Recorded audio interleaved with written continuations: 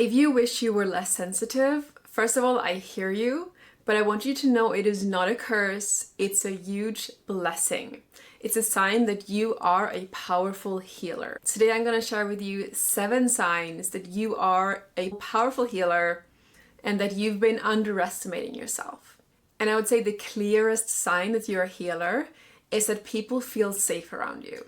And it could be you're at a mingling event, you start to talk to somebody, and then eventually they're like, oh gosh, I don't know why I told you this, or I haven't told anybody this. So even strangers open up to you. And you could even notice it in animals. It could be that animals are more drawn to you as well. It's not about the words that you say, it's your presence. You have a non-judgmental energy. You're there for people. You're open. So people love being around you. But unfortunately, it can lead to a lot of energy vampires taking advantage of you.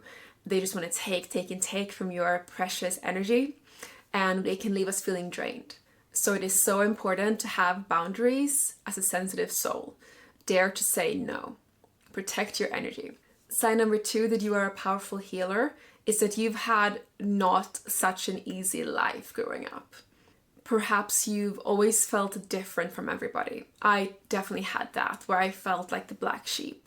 My 2 siblings, they never had problems making friends, but for me it was harder to make friends, and I never understood why.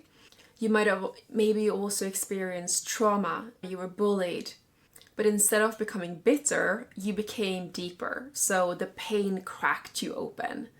And now you understand people way more deeply than you can from just reading books. Sign number 3 that you are a powerful healer is that you very easily get overwhelmed.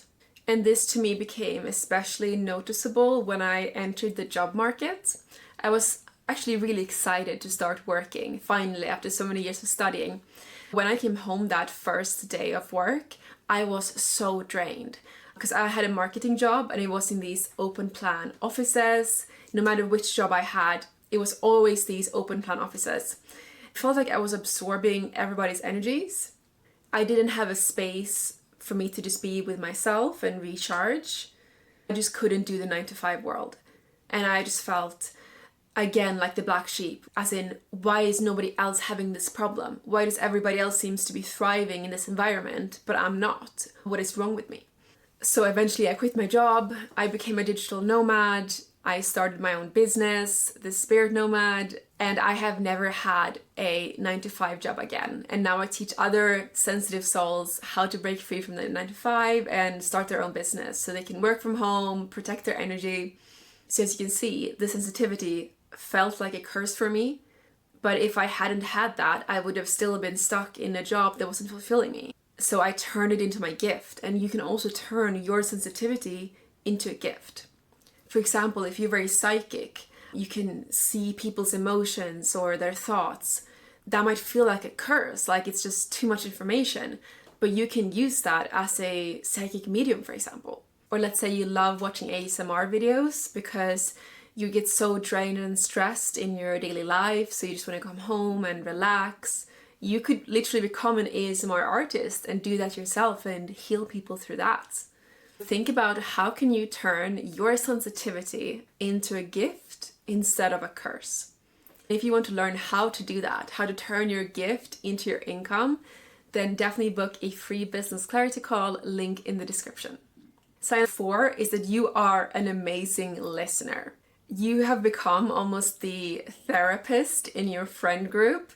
People love asking for your advice because you don't judge them, you truly listen, you feel what they are feeling, and you don't try to make it about you. You know those people who ask you a question, but you know they're asking that question because they want you to ask that back to them? You're not like that. And I used to feel insecure that I was more of a listener rather than a talker, but actually what people love the most is feeling heard. So I would say that being a listener is so much more important than being a good talker. Sign number 5 is that you trigger people without knowing it. And you're not trying to trigger them, but when you stand in your light and when you are very healed, which chances are you are if you are a healer, it reflects back what they have been avoiding. So for example, if you have great self-love for yourself and they don't, it will reflect that back to them and they will get triggered without knowing why. Perhaps you've even been called intimidating. But remember, this is their problem, not yours. This is their problem to deal with. So you just stand in your light, don't make any excuses, because you're helping people to grow. And if people are being rude to you about that, if they're getting triggered, we'll just find other friends who are willing to grow with you. Sign number 6 is that you had to heal yourself first. You weren't just born out of the womb, just heal. Jesus, here I am, this ascended child. No, you've dealt with your own shit, whether that is anxiety, inflammation, burnout, overthinking. You face your shadow and you grew. You overcome the challenge. And again, this is a great thing to teach others. If you have an online platform or if you want to talk more online, share your gifts online, this is a great place to start to tell people about your origin story. Because when people see you, they might think that you have all your ducks in a row, that you've just always been healed.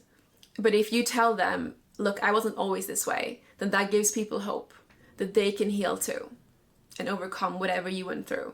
So think about, what is your origin story? What was it, this big one thing that you overcame? And teach others how to do the same. Sign number 7 is quite counterintuitive, and that is that you don't want to be a powerful healer. You don't like a title like this where it seems like you're above other people, because all you really want is peace, impact, helping people. There's no ego in you. But that humility is exactly what makes you so powerful. That shows that you are the real deal, a powerful healer. And if you're like, Julia, yes, I want to have more impact, I want to help people, but I have no idea where to start, I have no idea how to get reach on YouTube, on social media, then first of all, download my purpose guide on how to find your purpose. It's free, it's in the description. And if you roughly know what that purpose is, but you just want some extra guidance, some coaching, on how to actually make this your income so you no longer need a 9-to-5 job, then I would love to coach you. I do offer one-on-one coaching in my program, Freedom Academy. And if you book that free clarity call, then you will learn more about it there. And if these resonated, then it is time to stop playing small. In fact, let's claim it in the comments, right? I'm done playing small. Like I've said in previous videos, you have too much wisdom not to share it with the world. Your presence literally activates other people, and you have a soul contract to help lots of people this lifetime. It's time to claim it. This is your sign. Let me know which signs resonated for you, and if you want to learn the best business models for healers, then check out my next video, Best Business Models for Spiritual People. Love you and see you in the next video.